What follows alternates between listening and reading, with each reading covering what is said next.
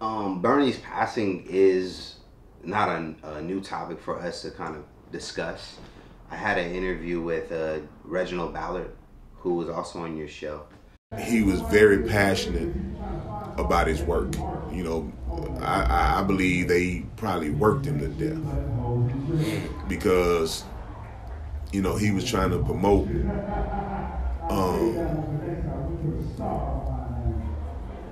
Was it Mr. 3000 at the time?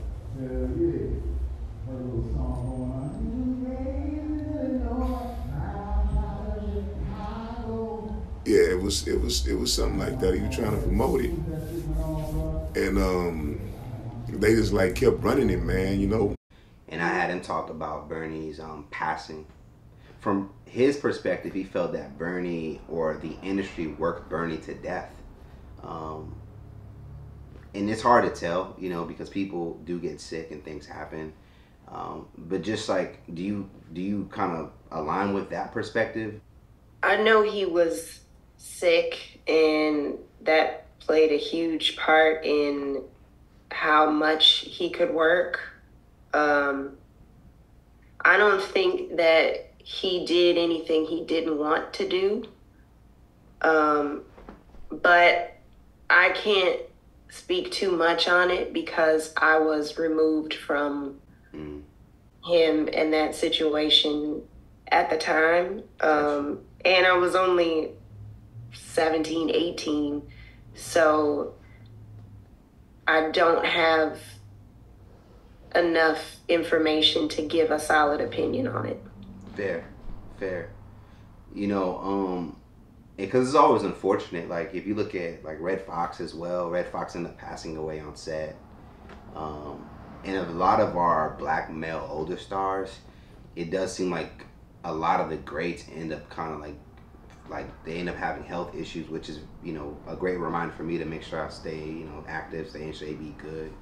But that's kind of was unfortunate how I looked at it with Bernie. It's like why does it always have to kind of end that way? Why can't we just like ride off into the sunset and just live a beautiful, fun, and, you know, positive life? So to see that, I definitely thought that was sad.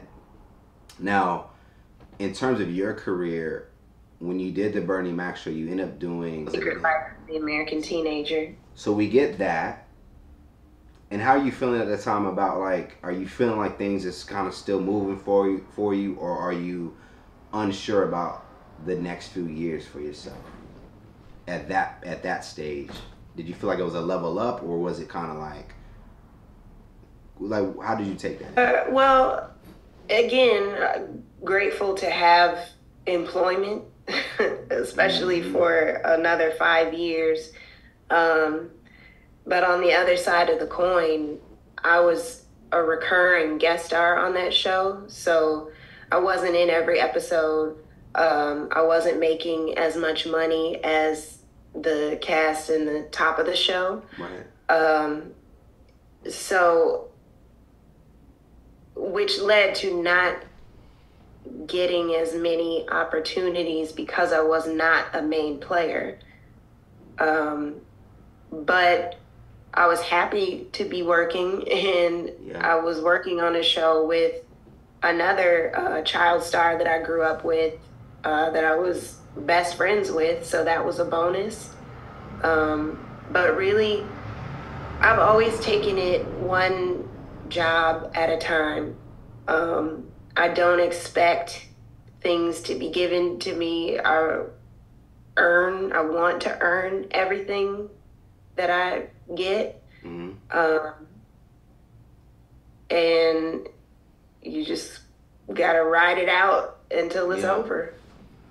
And I think that's where, like, kind of like my follow-up question to that is, from your vantage point, did you slow down your pursuit of the Hollywood dream, or did you just kind of naturally feel like the stuff we talked about, whether it be colorism, whether it be people not seeing you beyond, you know, who your character was on the Bernie Mac show? Why do you think after Bernie Mac show things didn't like continue and I don't want to put that energy out there, but just like, why didn't things go to like another place for you What would you say that was the reason for that? Like, why did we see less of you? I'll say that, and that could be different reasons. There's a lot of factors that go into that. One, I did not have a team at the time that was fighting aggressively for me to get into new doors. Two, I was a teenager going into my 20s and had been working since I was 2 years old, and I didn't really want to keep working and being on set every day and having to give up a social life to work. I wasn't really that interested in pursuing it at the time. I just wanted to be free for a little bit. Right.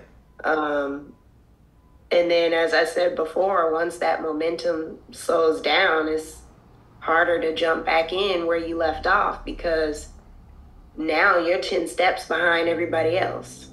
All right, well, I hope you enjoyed this teaser. You can watch the full interview right now at hypersclub.com, along with more behind the scenes and additional content.